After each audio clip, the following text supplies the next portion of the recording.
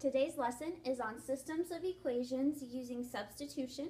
If you haven't already printed the video guide, go ahead and pause the video, print the video guide, and then come back. So that way you can follow along with the examples. So, systems of equations, we've already talked about systems of equations previously when we were graphing systems of equations. And remember, to find the solution by graphing, we just looked where the two lines intersect, and then that would be our solution. So to where the two equations are the same, what point they have in common. We're still looking for that same point, but we're actually going to use something called substitution instead of graphing. Now, the reason why we have different methods for solving systems is because graphing is not always the best option. Previously, the problems that we did, they went up to about 5. So our graphs were relatively small. The ones that we're going to do today, the numbers get a little bit bigger, 10, 14, things like that. That'd be a lot harder for us to graph. We're going to need bigger graph paper, things like that. So instead of graphing them, we will use substitution. Now, I want to talk about the word substitution for a minute. Substitution comes from the word substitute. And that's something that a lot of us have heard, maybe not in math, but in actual life. So the most common one for substitute would be a substitute teacher. So for a substitute teacher, the regular teacher would have to be gone, and then the substitute would come in and take their place for that day. Other things like food substitutes, such as sugar. Some people can't have sugar, so they use a sugar substitute like Splenda. So what happens then is the sugar cannot be in the food at all, and then they use Splenda in its place instead of the sugar. So the main thing for the word substitution, is that something has to be taken out and something else is put in its place. All right, and that's exactly what we're going to be doing with our systems today. So let's go ahead and take a look at problem number 1. For problem number 1, we have y equals 5x and y equals 10x plus 10. So we are trying to solve this system using substitution. And to do that, we are going to take something out and put something else in its place. So what I want you to notice is that y equals 5x. Y and 5x are the same. They're equal to each other. So this is what we're going to do. We're going to take the 5x and we're going to substitute it in for y in the second equation.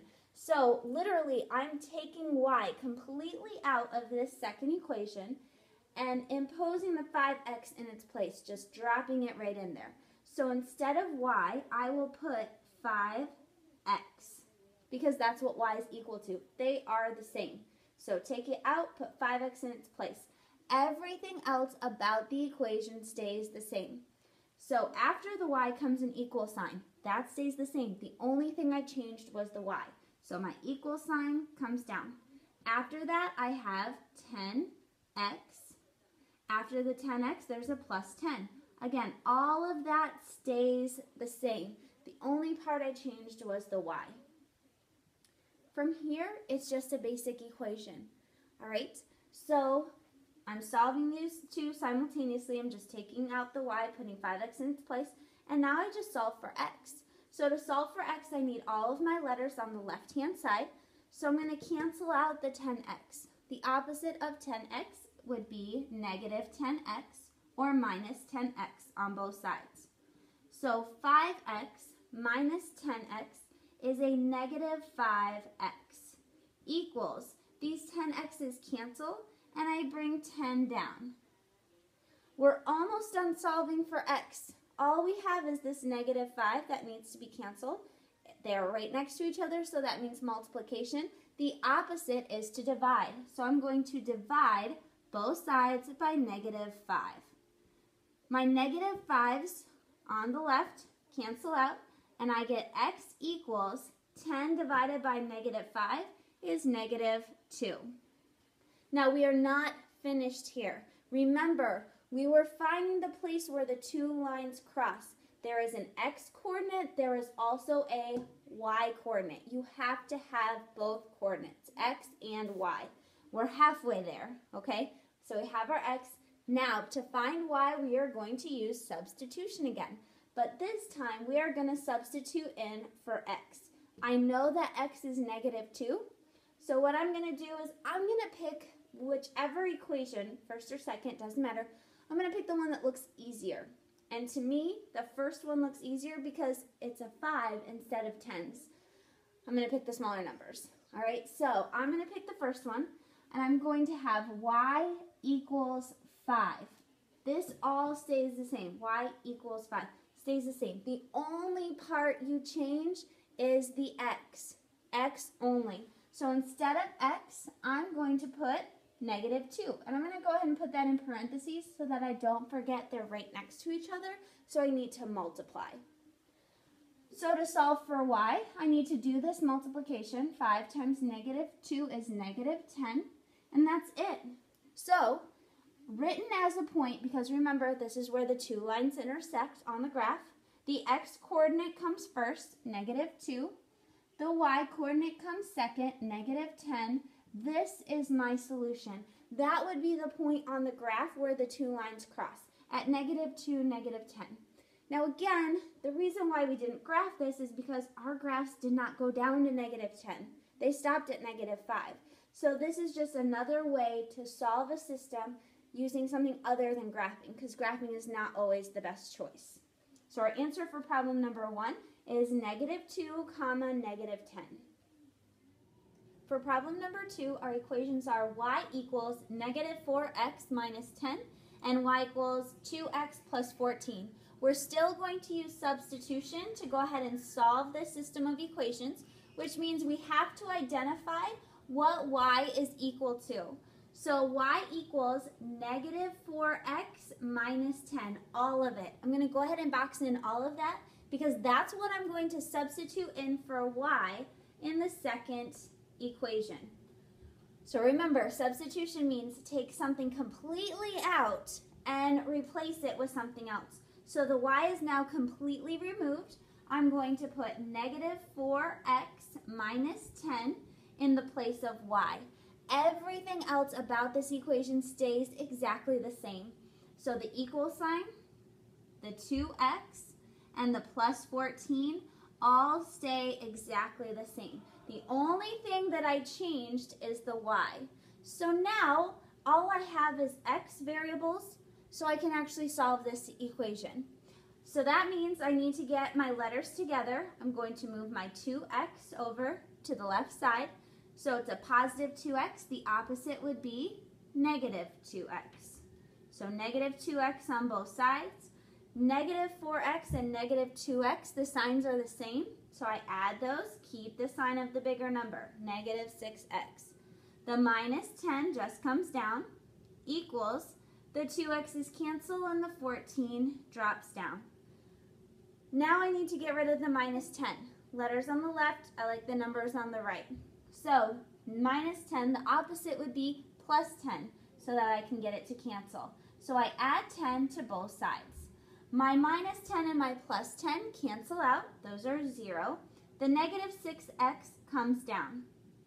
14 plus 10 is 24. So this becomes 24. Now I'm almost finished. I still need to get rid of my -6. It's being multiplied to x, so the opposite would be divide both sides by -6. So 24 divided by -6 is -4. Now remember, that's only half our answer. We're looking for that intersection point, so I need an x coordinate and a y coordinate. Here's my x. To find y, come up to the top here. I have two equations to pick from. It does not matter which one you pick. I'm going to go ahead and pick the first one because the numbers look a little bit smaller, the 10 and the 14, the 10 is smaller, so I'm just going to go with that one. Doesn't matter which one you pick. This time, though, we are going to substitute for x, not for y. So the y stays in the equation, y equals, and we still need our -4, but instead of x, put -4 in parentheses so you don't forget its multiplication, and then -10. So following the order of operations on how to simplify this, I need to do multiplication first. Negative 4 times negative 4 is positive 16. The minus 10 just comes down because I haven't done that yet. And my last step will be to subtract. 16 minus 10 is positive 6. So my answer, my x-coordinate is negative 4. My y-coordinate is positive 6. So the solution for number 2 is negative 4, 6.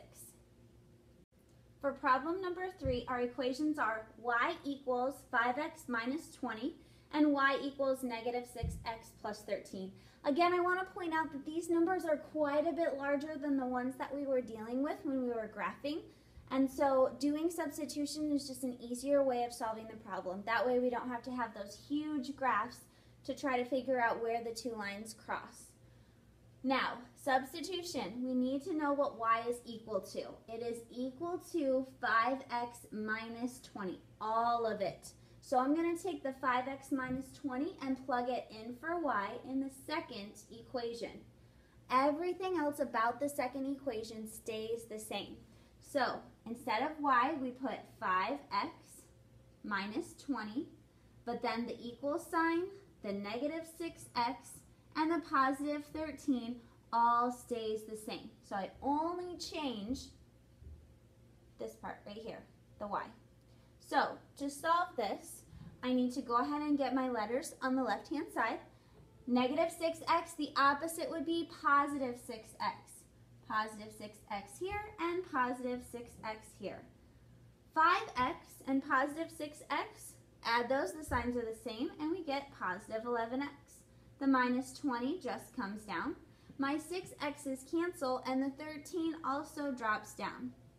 Now I need to get my numbers on the right side. I need to cancel out this minus 20. The opposite of minus 20 would be plus 20 or positive 20 on both sides. So my 20s cancel. I get 11x equals 13 plus 20 is 33. So 33 comes down. Almost done solving for x, just need to get rid of that 11. The opposite of 11x, that's multiplication, so we would need to divide. Division would be the opposite. So I divide by 11 on both sides, and we get x equals positive 3. Again, this is half of our answer. We need an x-coordinate and a y-coordinate. Taking a look at our two equations, I would actually go for the second one this time. So instead of 20, I would have 13 to deal with. So I'm going to go ahead and work with the second one. Everything about this equation is going to stay the same except for the x this time. We are now substituting for x because we are trying to find y. So we want y back in the equation. So I'm going to have y equals negative 6, but instead of x, put a positive 3 in its place, and then plus 13. Do the multiplication first. Remember, I leave that in parentheses so that I remember I need to multiply those two numbers. So negative 6 times 3 is a negative 18. The plus 13 just drops down. And now I just combine these two. The signs are different, so I will subtract. 18 minus 13 is 5, and I keep the sign of the bigger number. So it's going to be negative 5.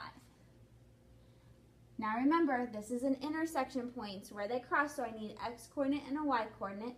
My x-coordinate is positive 3, and my y-coordinate is negative 5. So my solution for number 3 is 3, negative 5. At this point, go ahead and pause the video, work out problem number 4 on your video guide, and then come back and check your answer with mine. For problem number 4, our equations are y equals 9x plus 8 and y equals 6x plus 8. I used substitution, so I took what y was equal to, the 9x plus 8, and I put that in for y in the second equation. So I got 9x plus 8 equals, everything else stayed the same, so 6x plus 8. I subtracted 6x from both sides to get the letters on the same side, so I have 3x plus 8 equals 8. I then subtracted 8 from both sides. Those canceled, I got 3x equals. This side cancels as well. That's okay. 8 minus 8 is 0, so make sure you put a 0 there. You always have to have a number on both sides. So if there's nothing there, put 0. And then I divided both sides by 3. So 0 divided by 3, I got 0 for my x-coordinate. From there, I went ahead and picked the second equation because 6 is smaller than 9, so I thought that would be easier to work with. Remember, it doesn't matter which one you pick, so if you pick the first one, you should still get the same answer. Now, I put in 0 for x, and then I did my multiplication. 6 times 0 is 0, and then I did my addition. Again, make sure you follow the order of operations here. So 0 plus 8 is 8. So my answer was 0, 8 for problem number 4. And that's the end of our lesson on systems of equations using substitution.